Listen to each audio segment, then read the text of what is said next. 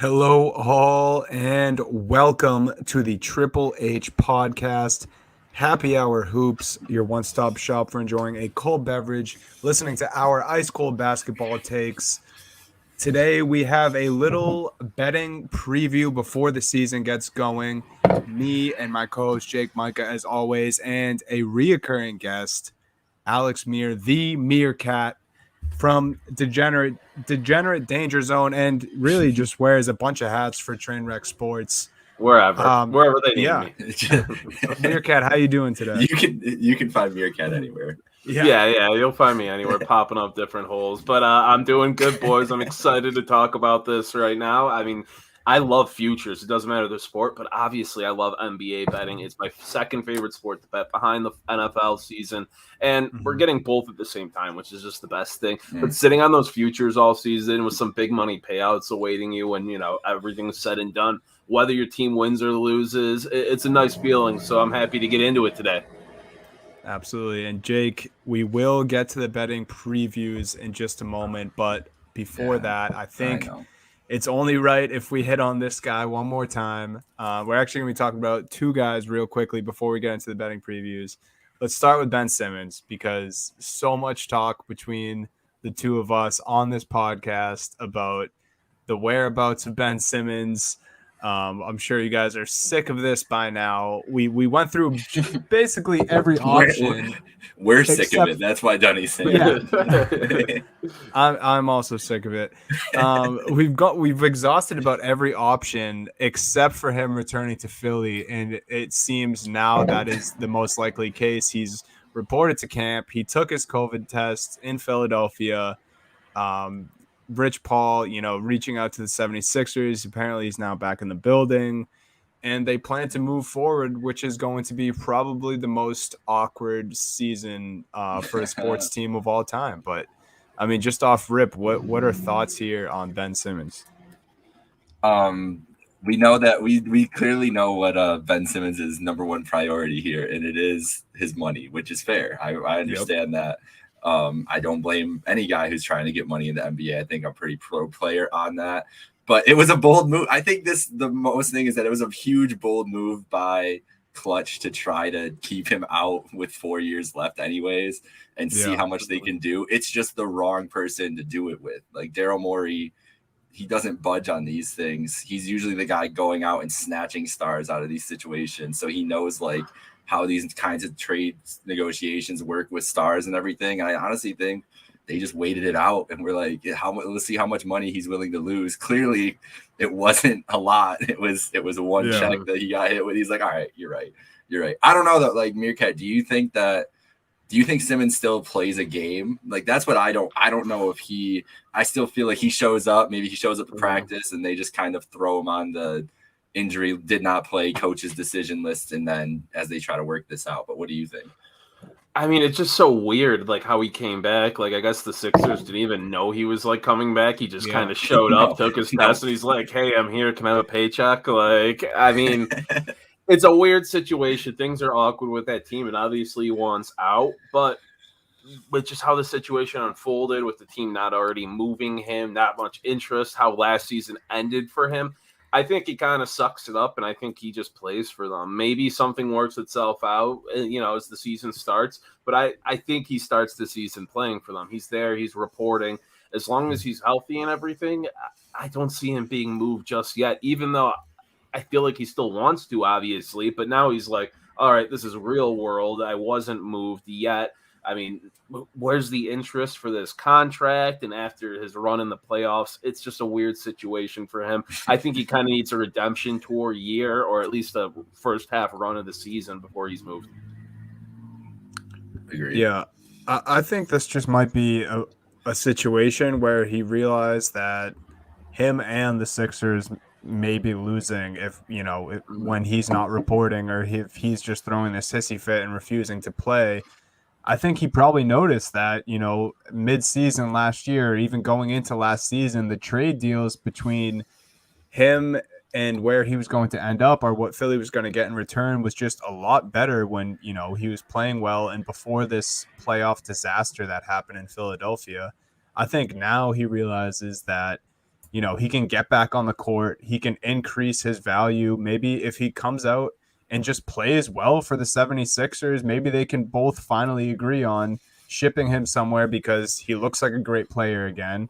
Philly will get something better in return now that, hopefully his game's improved from what we saw in the playoffs. He's been posting videos of him shooting all summer, so we'd hope, even though we've seen this before. I want him to only shoot threes. Just come out and no layups, just threes. And maybe he goes 0 for 12, but he's like, this is what you guys wanted. Here we go.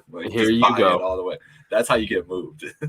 Yeah, I just think that's the best case for both parties there, is that if he comes, balls out, they're able to trade him at that point. They get, a nice package in return. He goes to a destination where he wants to play. Someone absorbs his contract, so he's still getting the money. But other than that, I think this is going to be really awkward. I can't, they have talent on the roster. So yes, I think the 76ers will be semi-successful. But I mean, end of the day, we can't take this team seriously as a contender, just knowing what we know. I mean, Doc was outspoken about Ben Simmons' efforts in the playoffs after the playoffs happened. Embiid's, spoken on a few podcasts and shared his thoughts. So I don't know, just a lot of weirdness. And, speaking of weirdness, I think we can segue right into the Kyrie Irving situation. I promise these betting previews are coming soon, but I feel like it's just another thing we have to talk about. Maybe no one wants to talk about this shit. I'm sure no one really wants to listen to it anymore. But, aside, everyone knows the situation, right? Kyrie Irving not wanting to get vaccinated, saying it's bigger than just him being anti-vax. He wants to take a stance for people losing their job over this. And this is another dude who's risking a lot of his money on the line. If he doesn't report or get vaccinated and then report, he could lose up to $200 million just this year if he loses his extension and doesn't play. But I guess my question to you guys would be, what is the likelihood that you guys think that Kyrie just doesn't play a game for the Brooklyn Nets this year? And then what do you guys think this Nets team looks like? I mean, you're already seeing Kyrie come out, and now that, this is kind of becoming a reality, you saw his Instagram Live and stuff, he's already starting to kind of change his tune a little bit, it seems. Like, he went from, no.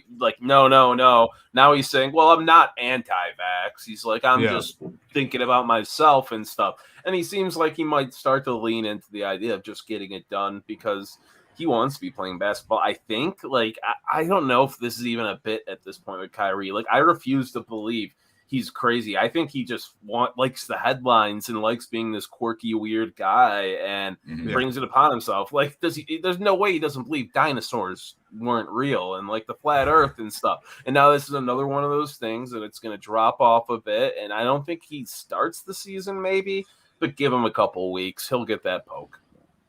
What do you think of Jake? There's so many things about about Kyrie Irving that just, I mean, I love the guy and I I've tried to defend him so many times throughout his career. This is it's really not worth it.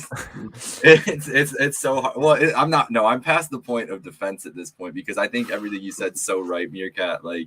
He's just trying to be a contrarian to do it at this point. He thinks best. that he's got the stage.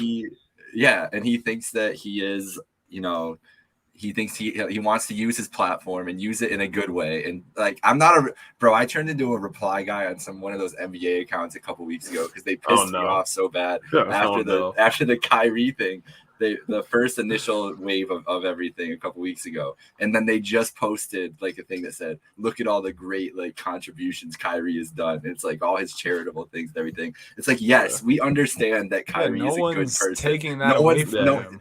That has nothing to do with what he's doing and how problematic it is for their basketball team right now. They don't exist in the same. They don't place. Correlate, yeah. So I just feel like people are just that's the thing that drives me more insane about the Kyrie thing is just how the discourse has shifted to oh, but he does all these great things. He's a free thinker. It's okay, he's just because he's saying outlandish things doesn't mean he's a free thinker or he's being philosophical. All the things that he said yesterday feels like it was made up in the last 2 weeks to try to get out from under it and not want to show up or for whatever reason. It's just excuses again coming from him. And you got Shams doing the whole PR run for him and everything too. God, like it's crazy. Shams loves it though. I lost the respect for Shams with this run with Kyrie. Between Shams Shefty and Kyrie's pocket. Between Shefty and Shams this week, it's been a bad week for the insiders. But go ahead, Dunny. What were you gonna say there? I was just gonna say, if he does end up coming back and they do make a playoff run, which they're gonna do with or without him, at some point during that playoff run, he's gonna be like, "Oh, before the season, everyone tried to break down this team and like split us up and put us against each other." It's like, no, dude, like only you were doing that. Yeah, no, that was you, man. I guarantee like some sort of statement will come. 100%. If he does end up playing basketball this season for the Brooklyn Nets. But you guys are probably in agreement with me that, I mean, with or without Kyrie, obviously it's a huge benefit if you have him. I really do think this team is set kind of regardless whether he plays or not, just because of the embarrassment of riches that they have on this roster. Yeah, they're stacked. You can see it right with their championship odds too. With the Kyrie news, Vegas adjusted things like that. It really hasn't, because they're confident in this team. I mean, Kevin Durant, we'll get into him later, but he's going to be incredible this year, I think. I mean, James Harden, as long as he's not, thick Harden again, like he's looking thick this offseason, but like not super thick Harden. They have the depth, they have the shooting. Maybe have the coaching, I guess, with Nash. But, I don't know. I don't know about that part. That's like. Are you guys worried about that? So that scares me. About the meetings yesterday, right? Is that what you're talking about? Yeah. Because it was Durant, Harden, Joe Tsai, and Sean Marks, so the owner, the GM, and the two stars, but no Steve Nash around. That's all you need to know. If he's not in that meeting, that's all you need to know about where he stands in this organization, which is fine. I mean. I don't know if that's a decision between. I just want to know what the power dynamic is on this team at this point, because it feels like Durant is pretty much right in step line with whatever they're doing, and it's like the LeBron model that they're kind of running out west, and that seems to be how they're doing it. And so Nash is like, I don't know, like if they stumble out at all defensively or they get stale for some reason this season, how safe, Dunny, do we feel he is? Like, does he have to perform early, or are we getting a pass on this team for now? Yeah, I think it's a pass, dude. I just think there's, with all the drama, with everything, maybe not believing in Steve Nash as a head coach, I think it's just as long as Kevin Durant's there and James Harden's there, and they're playing basketball at a high level. And I think Kevin Durant kind of has like a Brooklyn Nets snow globe in his hand, and he low-key just kind of runs everything here since he's gotten to Brooklyn. That's just how it seems to me. And, I think he wants Kyrie Irving to play with him. I still truly believe that these guys are, close, and they teamed up in Brooklyn for a reason. But I think at the end of the day, if Kyrie's not there on opening night, I think Durant has the same aspirations he had, last season when we saw him come up just short in the playoffs and he was playing like a monster.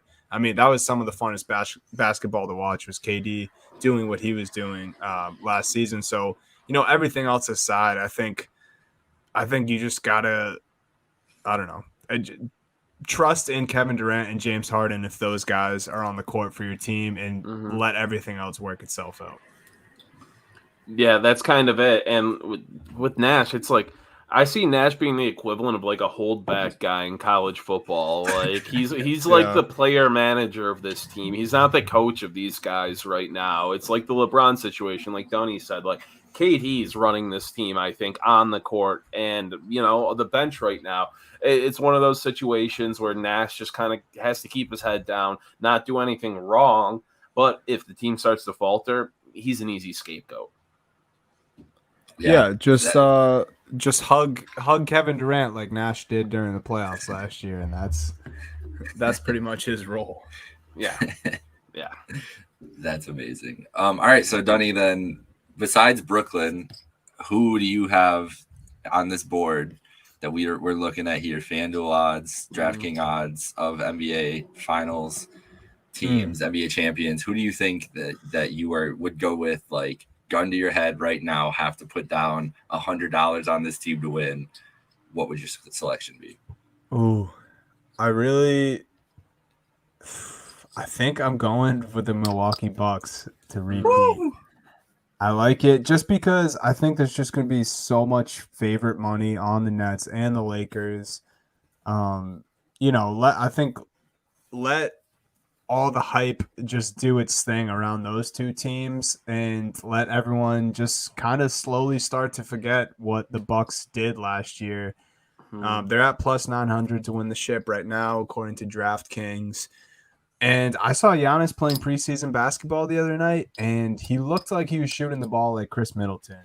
I think, his buddy may have been giving him some shooting pointers, and it looked like it was paying off. I mean, look, the Milwaukee Bucks returning a bunch of guys that really no holes in this roster still. I don't think Giannis is satisfied with the one championship. Do I think he was very happy and proud of himself that there's not a super team? I think he loves the guys around him. Yeah, but I don't think he's satisfied. I think he wants another one.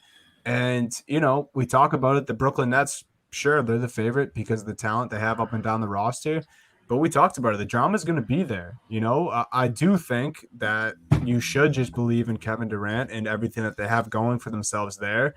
But to ignore the drama completely, I mean, that's just something that can't be done. There's no drama in Milwaukee. It's a motivated group. It's a group that has a lot of chemistry. And, if they end up being the Brooklyn Nets in the playoffs again next year, I wouldn't be that surprised. So I do like, as a safe bet, the Milwaukee Bucks. And then a dark horse pick, I actually really like the Miami Heat, 25-1. You got a coach in Spoelstra. You bring in a guy like Kyle Lowry, who just kind of already embodies Heat culture. And if you play him next to a guy like Bam Adebayo and Jimmy Butler, I think it's a great recipe for success. I mean, 2 years removed, these guys were in the finals against LeBron. Not even 2 years, because it was the bubble. It was literally like a year ago this week. Yeah. It was like these guys were just there, and now they have this point guard who's been an all-star for the majority of his career, great shooter, plays with tenacity. I really think this is a great opportunity for Tyler Hero and Duncan Robinson, the young shooters on the roster. So I really like the Miami Heat, but Meerkat, who do you like for championship picks this season? So this year, the odds are weird. Honestly, you brought it up, Donnie. Like, I have no faith in the Lakers plus 400. I just can't bring myself to bet on them. I'm not sure what this team plus is going to look 400 like. Is tough, man. It's if a it was tough like plus number. 700, that'd be different. But plus 400 is iffy. It's a tough number. The public probably loves them. I'm right there with you for the favorites is the Bucks, honestly. They're returning pretty much everybody. You got to be rooting for Giannis at this point. If you're not, what the hell, man? And Chris Middleton finally proved to me he can do something in the playoffs. That's what I've been waiting to see for a long time because he's a great player.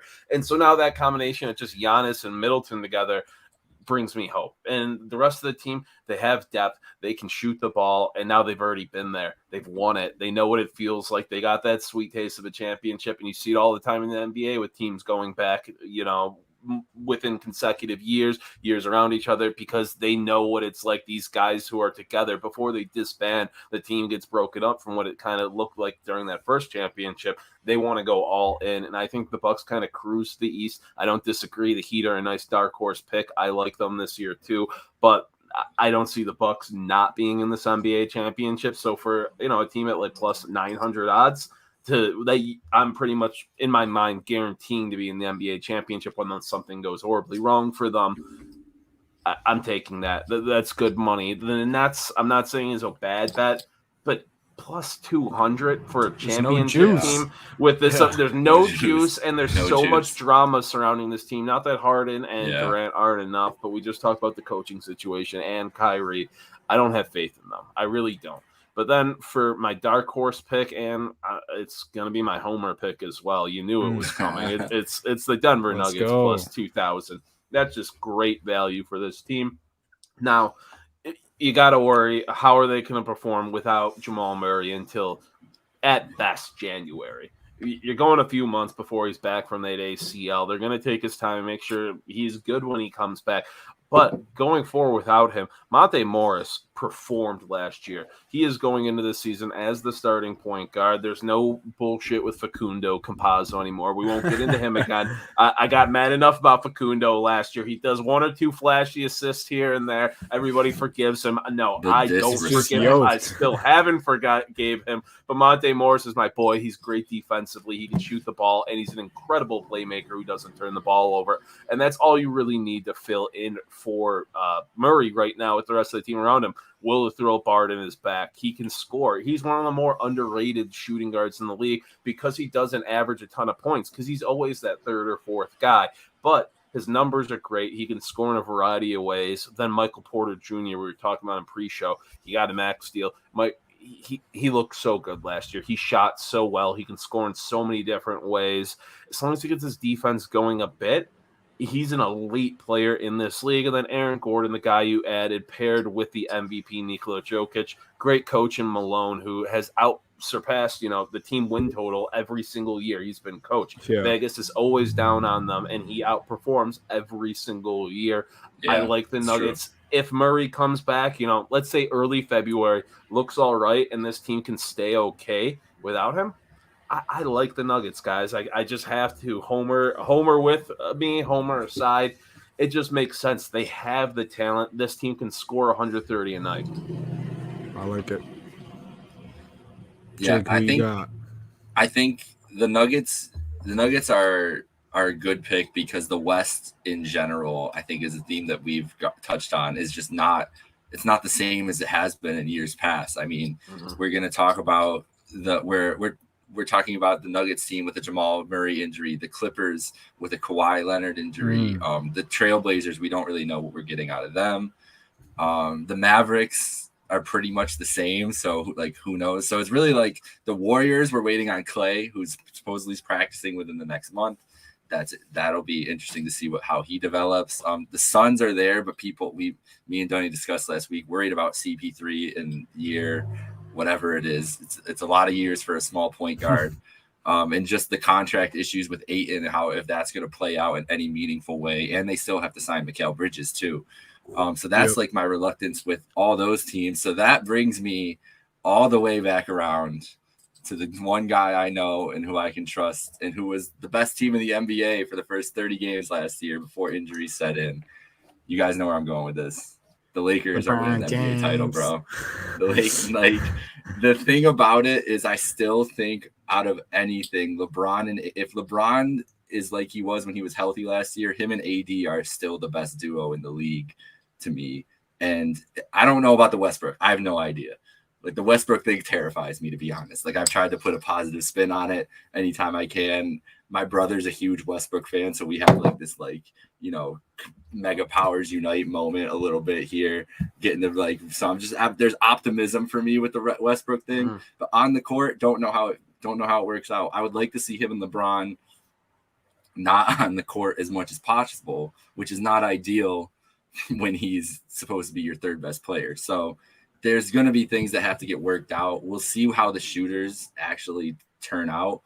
Kendrick Nunn has been an up and down guy. He's going to be a guy that's going to have to be finishing for them, you would think. Malik Monk has had an up and down career, but he started kind of catching on a little bit last year. Bazemore, I think, is solid. They're just expecting a lot out of some guards that haven't been really consistent, and that's what worries me the most. But I still just think it's the best duo. I think that with the kind of roster that they have, it's built to be a win now roster, obviously. But I think the way that it's built out is that they can be malleable to a lot of different matchups. And they've done that. They like to run a deep bench. They've done that in the years past. When they won the title, there were guys that played in certain series that didn't play in the next. I think that's the kind of rotation Vogel likes with it. So yeah, I'm going with the Lakers. That's what I have to go with. My dark horse is I'm going with the Suns, who I was just talking against. I think I'm coming full circle back onto the Suns, now thinking they're being underrated again, because Booker and Ayton are still just ridiculous, and they were very good in the West last year. In a strong and in a weaker West, I think that they're going to rise to the top and be a very good regular season team. But yeah, so Lakers and Suns. I would love to see the Warriors there. I just want to see what Clay looks like, so I can't pick them as a favorite here. And I noticed none of us brought up the Jazz. So what's up with that? No one's feeling the Jazz. Still, no man, faith. Same thing we've been talking about, Jake. I just need, I need it. I That need fraud something Donovan proven Mitchell. to me. Yeah, well, they're just frauds as a whole. Like we saw last Rudy's the year, fraud. they lost. You know, they had a great opportunity against a Clippers team without Kawhi Leonard in that series, and Terrence Mann put up a 40-piece. Respect, Lowell, Massachusetts, town right over from me, Terrence Mann. But yeah, they kind of just, you know, they were the number one seed in the West for so long last year. They went on that unbelievable run, and then the same thing happens like it does every year with this group. Playoffs come, you know, it got a little tough for them, and they kind of just folded. I mean, Gobert's a liability in important series because he can't log 35 minutes in an important playoff series because they will go 5 out and they will expose him because he can't play defense on the perimeter. So, I mean, if people want to take their plus 1,500 with the Utah Jazz, be my guest. But Earn your money. Yeah, maybe I'm wrong. And honestly, I kind of hope I'm wrong because I want to see this team do something outside the second round of the playoffs. No Utah Jazz for me. Get them out of here. All right, well, that does our title odds. So we're moving down here on our list. MVP odds. Dunny, I'll give you the floor here. Who would you think right now MVP? Yeah, I wish this pick had a little bit more juice, but it's got to be KD for me, especially if Kyrie doesn't report. I think that only helps him because, I mean, obviously he'll have the ball in his hand a lot more. I think what we saw in that Milwaukee series and just what he was doing at the end of the regular season last year. I mean, I've talked about this with Jake many times. I was like floating off my couch watching some of the Kevin Durant performances from a season ago. Like, he just continues to prove my point that he's right now the best basketball player in the world. He can do it on both ends still. I don't really understand. And I get the speculation going into last year that people were like, oh, KD's not going to be the same defensively. I think once he got his legs under him, he kind of was. He can still block shots. He gets his hands in the passing lane. I mean, he's a freaking 7-footer that plays like AI. Like that's really all that needs to be said with Mr. Kevin Durant. I think he's going to have a lot more opportunities if Kyrie doesn't play. I think the Brooklyn Nets are going to be in better shape than they were last year. Just another year under the belt, to get chemistry with this group. My easy answer is Kevin Durant. That is who I like the best. I will give a dark horse for the MVP too. And that's Trey Young at plus 2,000. I just think this guy's numbers are slept on year in and year out. He could easily average 30 and 10 this year. I mean, that is not out of the realm of possibilities for Trey Young. I also think if he exceeds and helps the Atlanta Hawks exceed expectations like they did in the playoffs last year, if Atlanta somehow finds himself the 2 or 3 seed in the Eastern Conference, I don't think it would be crazy at all if Trey Young ends up taking home the MVP award. It is a dark horse, so, temper your expectations. It would be a long shot if this happened, but I just think the ability, the type of player Trey Young was, the kind of Shazam he brought to the playoffs and what he did to MSG and the New York Knicks last year, like he got a little more hype around his name. And I think that's good and something you kind of need to win this award in the NBA nowadays. So Trey Young is my dark horse. Yeah, that's true. The narrative is so strong behind it, and Trey is definitely gonna embrace the villain role everywhere he goes this year. That's gonna be the most fun thing about Trey is that he's gonna go into every arena and they're gonna be ready to just like rain down booze on him, and he's gonna own it. It's gonna be wonderful. I can't wait for that. I'm with you. Like Durant, Durant seems like the easiest. I don't know how Durant's not the favorite over Doncic. I understand Luka must get a lot of public money or something because I think love Luka Luka, might have been the favorite last year too, or like very I think close. So too. Yeah, and it's still too early for me on Luka. I think he's not at a Durant level yet. I feel like Durant should be the favorite. Yeah, I don't think the team record will be there. No, and that's something that's so important in the MVP race in the NBA nowadays. That's the issue I have with it. I'm going with my two picks are both the plus 900 picks, like these, starting with Giannis. I know that it would be an incredible historic feat again for Giannis to win MVP again, and knowing that is what kind of puts me against it. But I think that when you guys are touching on the Bucks, the thought that keeps going through my head when I think about them is maybe Giannis is just going to be on like another level. Like, is that like a better, like clearly we saw with the jumper last night, he was trying to make a point last night in that game. It was a meaningless preseason game, whatever, but he wanted to show the league, like, and everybody else, oh, you better be ready for this. If he can start hitting a jumper consistently, that's always been the thing about him. He's unstoppable, and he looked damn near unstoppable in the finals. Like, he figured out a new like consciousness in basketball. Like, he looked like a brand new player. He was playing off of everybody so well. He was finding open lanes. He was creating lanes for himself in ways that he hadn't before.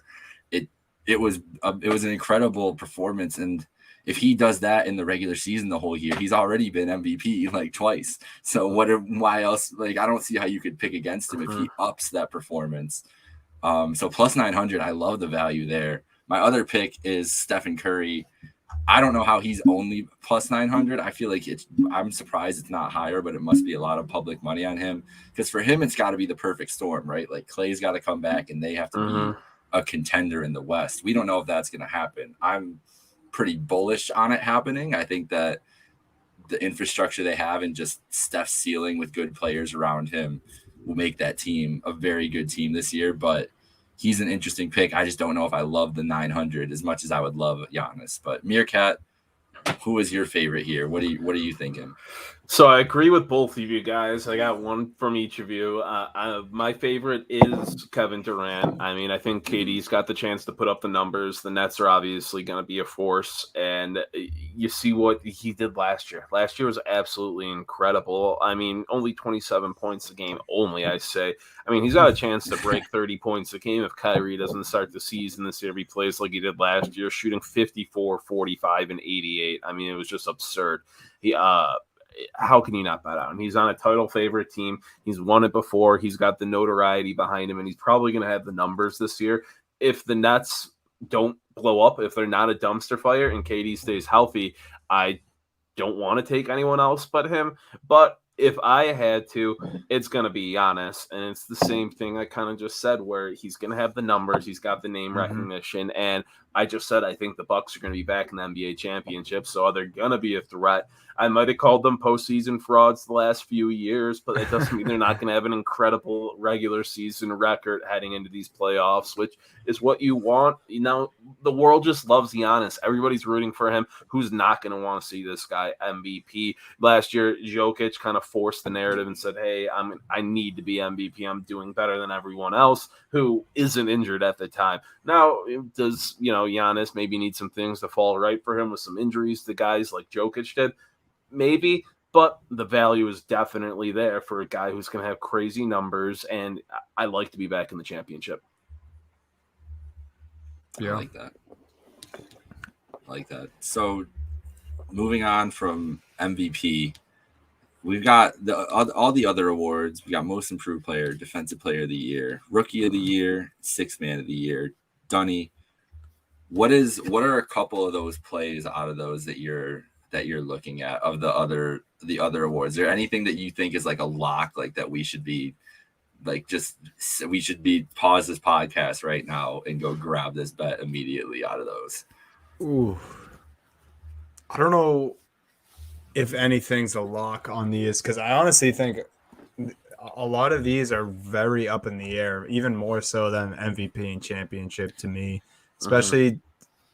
I mean, defensive player of the year, it's annoying because especially the last few years, it's just like been the Rudy Gobert award. But, maybe I'll just rattle through these three names here because I have three centers who I like this year, but none of them are Rudy Gobert. And I'll just go through them quick so we can get to some of the other awards too. But off rip with the at plus 700 would be Miles Turner. I mean, this dude was before injury last year on the Indiana Pacers. Wow. Was averaging over 3 blocks a game. I'm pretty sure 3.5 blocks a game for Miles Turner. The rebounding numbers are there. The defensive rebounding numbers are there for a guy like this.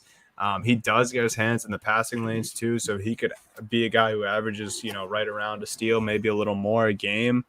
I think if those block numbers are there for a season, a season in its entirety, he does that for a full season. I think Miles Turner could definitely get it done. My second center is Bam Adebayo at plus 1,400. Look, I said at the top of the show, I'm really high on the Miami Heat this year. I think they're going to be a great team, and that starts with your anchor, who is Bam Adebayo.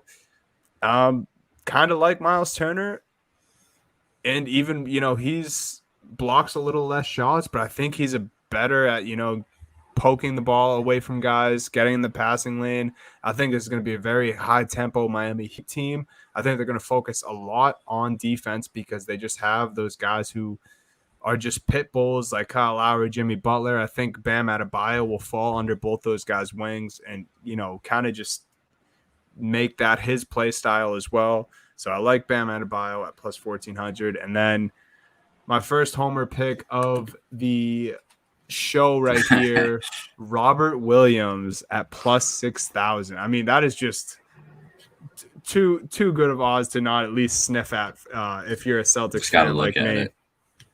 And the reason, I think I can actually make a case for Robert Williams is he got an extension this year. He's going to play 28, upwards of probably 28 minutes a game. He's going to be right around 30 minutes, I believe. This guy has more blocked shots in his career than missed shots. So he's blocked more people's shots more times than he's missed in his young NBA career. I mean, that's a stat that you really can't ignore. And then kind of same thing I said for Bam Adebayo. I think this Celtics team, their identity is going to be defense. That's why Ime came to this team. That is what they're looking to do. If Rob Williams is a starting center and he kind of falls into the Miles Turner thing, if he can stay healthy for a full season, I think he's a guy that's in a name that should be in the conversation. Obviously, a bit of a homer pick, a bit of a stretch. I mean, you look at the odds, 60-1. But yeah, I like those three centers. I don't want to be the not Gobert picks. Yeah, basically, that's what I'm getting. The not Gobert picks. I'm picking Gobert because I just think it's like automatic for him. My other pick I would like is Tybal. Depending on how Simmons gets moved and everything, he's been so good defensively. It's hard for wings to win that award. Notably, I do like Bam. If that team. The Heat, best case scenario, they're one of the best defensive teams in the league. So Bam is an incredible pick for that because he would be a big reason behind that. Meerkat, any love on Defensive Player of the Year? Any of the other categories you want to touch on? So we were talking about Gobert. Obviously, he's the favorite. He's won so many. It's whatever. But he can't defend the perimeter, and that's becoming more and more apparent where teams are abusing the Jazz, taking advantage of that. Dunny hit on it a little. And, that perception's there now. It's more prevalent. And so I don't like Gobert as much as other years, honestly. I said I think he starts the season playing no problems. I'm going to go with Ben Simmons. The odds aren't great for the situation surrounding him, but with all the shit with his shooting, how much he gets piled on, he needs to do something incredibly well to maintain, getting paid what he does, and that's defense. He's got a crazy wingspan. He can defend so many different positions. He's so tenacious on the floor, and he's had the numbers to prove it last year. Averaging 6 defensive rebounds a game, almost 2 steals a game, and over half a block. He just does it all out there. He's so versatile and so important to, the success of Philly with his defensive contribution. I know people are down on him. I know, the offensive struggles, whatever. So stand out and be that elite disruptor you are. and make it, really pop out on the court. And then another guy you brought up, Tybal, don't hate that. I loved him last year. He's a guy who awesome. I just don't know. I don't know if he gets enough minutes. That's the thing to really get the stats he needs for this award. But I think he's the best defensive guard in the NBA. I love him. So that's a name for sure. But I like Simmons. The value is not great, but I like it.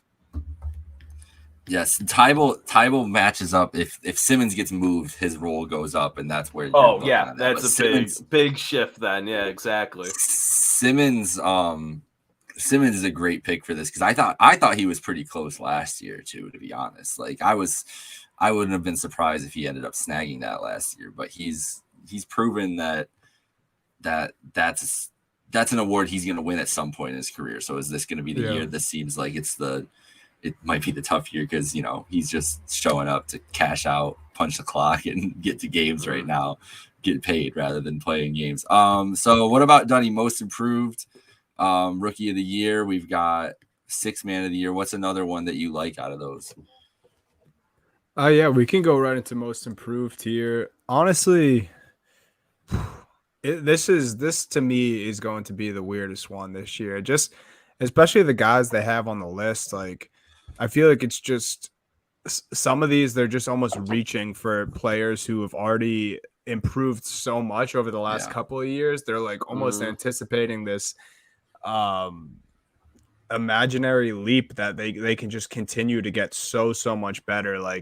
I think Jaylen Brown would have been a great candidate last year, but he got injured at the end of last year and it wasn't really in the cards. Just looking at this list, and this is kind of a blind pick, but also I'm really rooting for the guy too, is Jaren Jackson Jr. Yeah. I mean, we've seen very little from him, on the hardwood, of course, injury, which is tough. But I mean, what we have seen, he's an unbelievable talent, both sides of the ball. Ja Morant is just been playing out of his mind since he's been in the league. You pair those two together at pretty good odds. I think here it's plus 1,600. And, he's not one of the heavy favorites, so he's got some pretty good juice to him. And like I said, I'm just rooting for a guy like Jaren Jackson Jr. He's coming off injury. It kind of makes the story a little better. I think I would go Jaren Jackson here for most improved.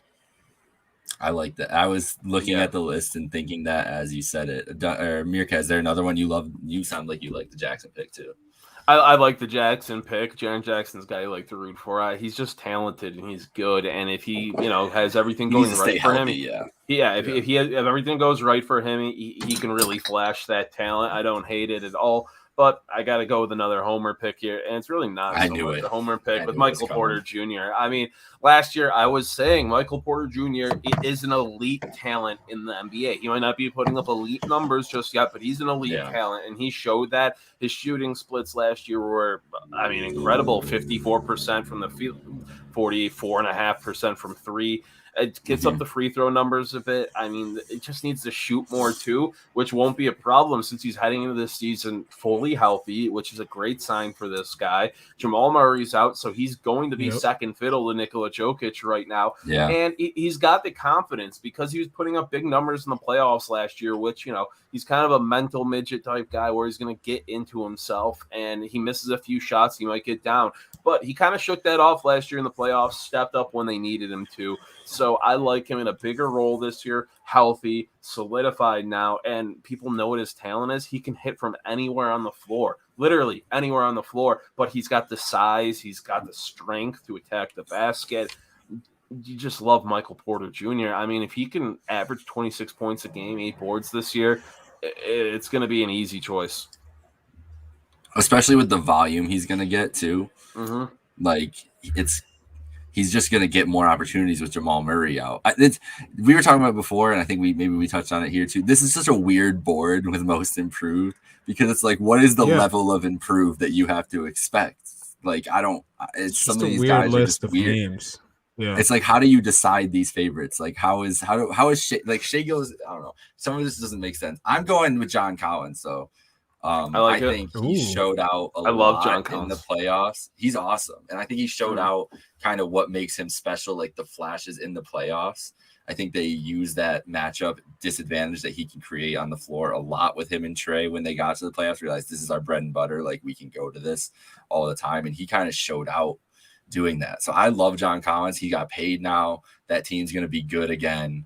And just the way the rest of this board is laid out right now, it's just tough. Like I would love to pick in my homer pick would be Garland, because I think him at low odds, he could be so much better than the flashes he showed last year. But that's even still just asking, like, what, I don't know what the criteria is. Like, how is Colin Sexton a higher odds than Garland would be? Because is Sexton getting a lot better this year than what we've seen? So like Levine is an interesting person at plus 800, like plus whatever he is, plus 1200. Like he was just in the Olympics, so like how much more of a jump does he have to be, like MVP to win most improved? I don't know. It's just a weird board. Yeah, but like De'Aaron Fox being like kind of up there too. It's like, it's like, what does he have to? So is he like first team All NBA that he might win and most improved? Like he averages like 36 and 12. Like sure, I was gonna say he already averages 25. Sabonis, Sabonis is on the bottom here. It's like Sabonis has been like, I don't know. Some it's just weird list this year. Weird field. What about Dunny, rookie of the year? It's kind of the Jalen and Cade show, which I think is what we would have expected going in. So is there anybody besides those two that you would really like to put something on here? Well, yeah, you said it. Like I feel like by the end of the season, we're gonna have what we had last year, where it was like, oh, LaMelo Ball, but then it was LaMelo Ball was injured, and I don't think there's gonna be an injury between one of these two guys, but it was LaMelo Ball, and then it was like, oh my God, wait, we can't ignore what Anthony Edwards is doing here, and I think we're probably going to see something similar. I think it's really easy to go Cade because I just think he's going to have a lot of opportunity on that Detroit team, but then, you could say the same thing about Jalen Green, who kind of took a disliking to not going number 1 overall and is now wearing that as a chip on his shoulder. So, yeah, I think we're going to see the Cade Jalen Green battle all season long. I think, they're both pretty safe. But, again, it's something we've talked about. If you're making a bet, you kind of want juice for these futures. And they don't have much. DraftKings has Cade at plus 250 and Jalen Green at plus 275. If I'm taking a flyer, and, this is – I liked him in college a lot too, but just based on what I saw in preseason from Scotty Barnes – DraftKings, the Toronto Raptors, DraftKings has him at plus 1,200. I just think he's going to have a big opportunity with this Toronto team this year. And what I saw from him in preseason is that he is really able to do just about everything for this team. I mean, he can shoot, he can score inside, he can rebound, he can defend. He's almost very similar to a guy they already have, OG Anunoby.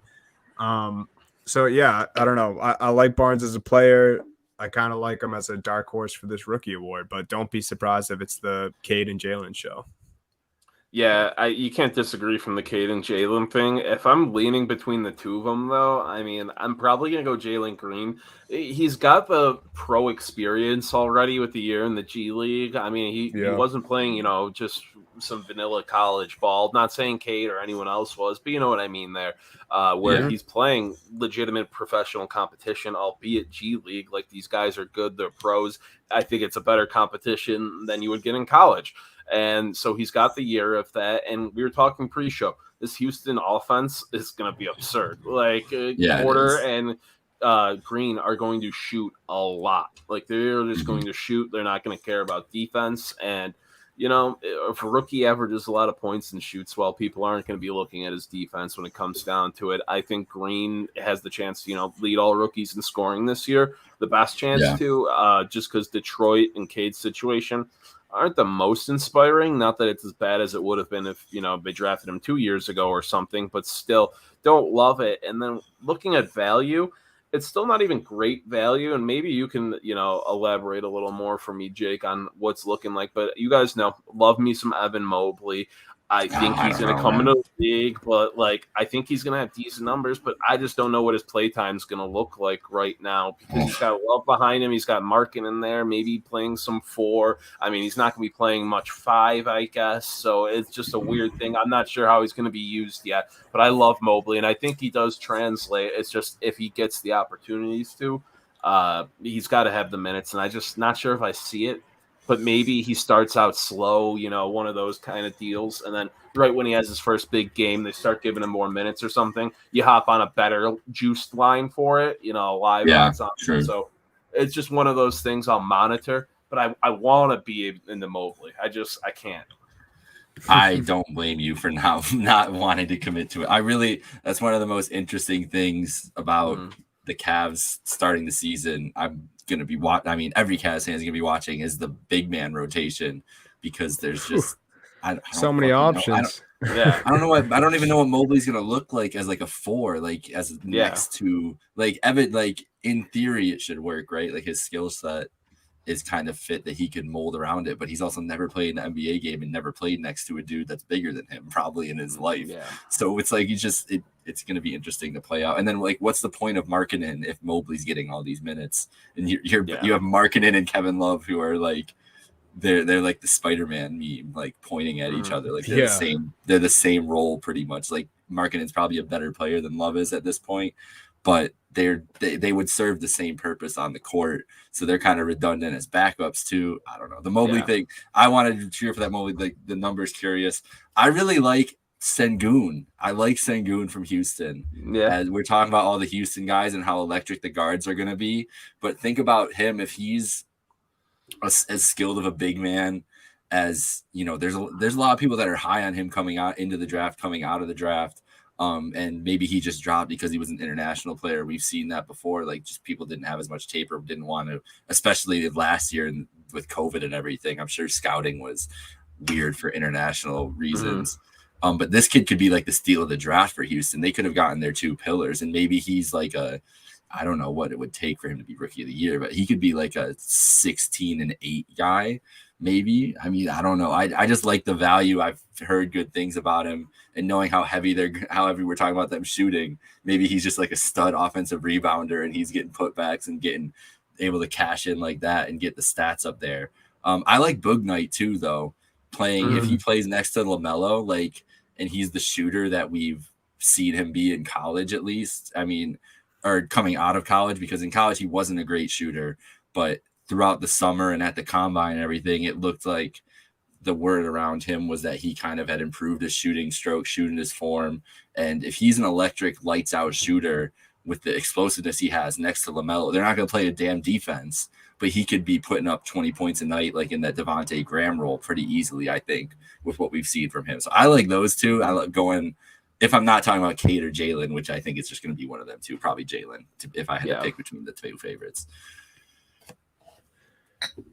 Yeah, I like both those picks. Like I said, I think this is these last couple of awards that we've been talking about are just weirdly wide open. The rookie of the year is really weird.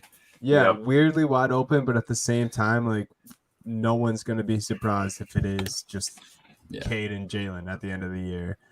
6th man of the year. I have again something weird, and this is something we saw Lou Williams win a lot of over the course of his career, and then last season it was between 2 teammates, which rarely happens, Joe Ingles and Jordan Clarkson. For me, I mean, we can go through this one quick. I think a guy like Colby White is really interesting here because he played such a solid role for the Chicago Bulls last year. DraftKings has him at plus 1,600 this year, and their starting lineup is going to be very good, as we know.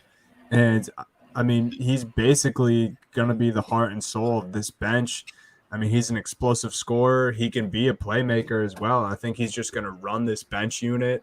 I have no reason to believe he's going to put up very good numbers and, probably among the best as far as bench guys go. I really like Colby White as a player. I have since his college days. And, he was just the name that really stood out to me on this list.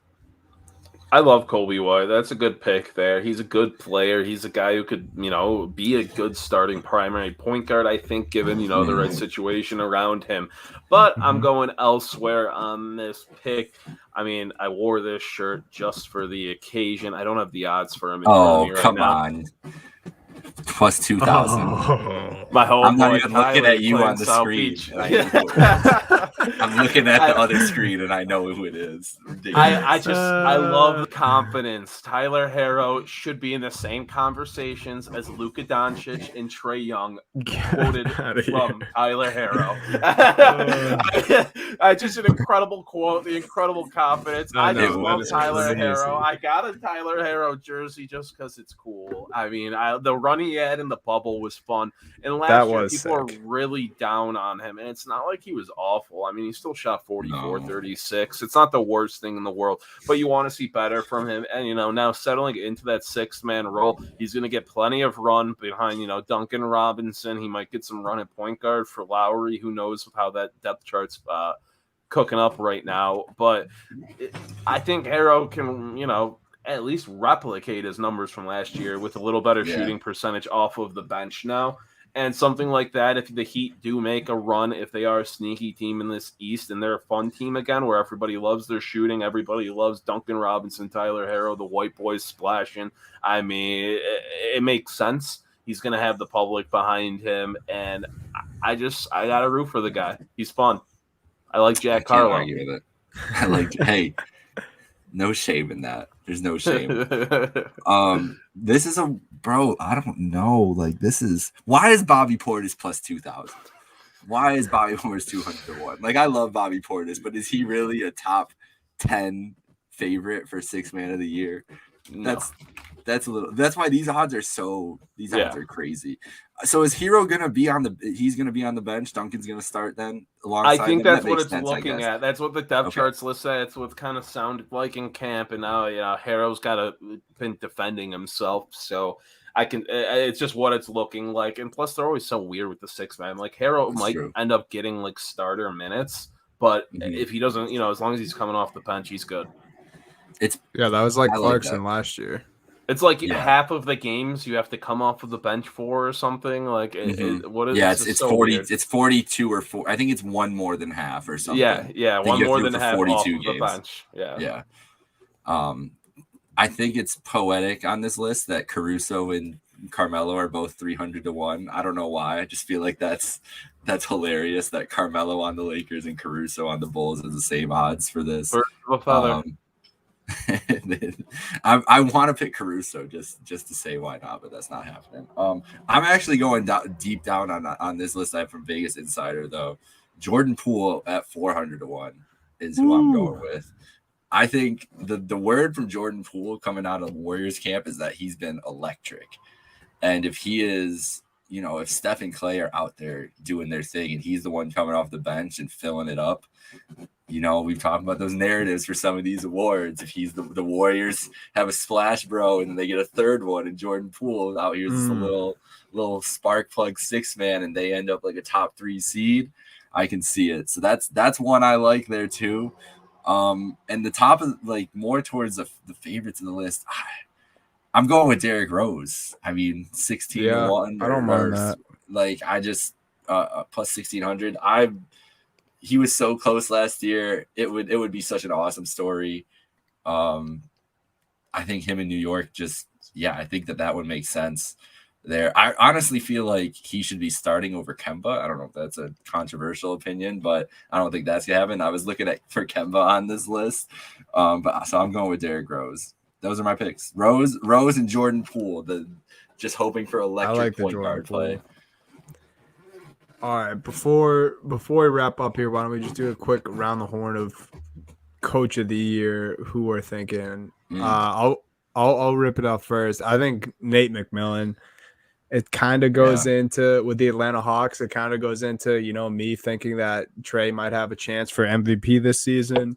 Yeah. I think they took a lot of people by storm last season, going into the playoffs. In the playoffs, he really turned that team around.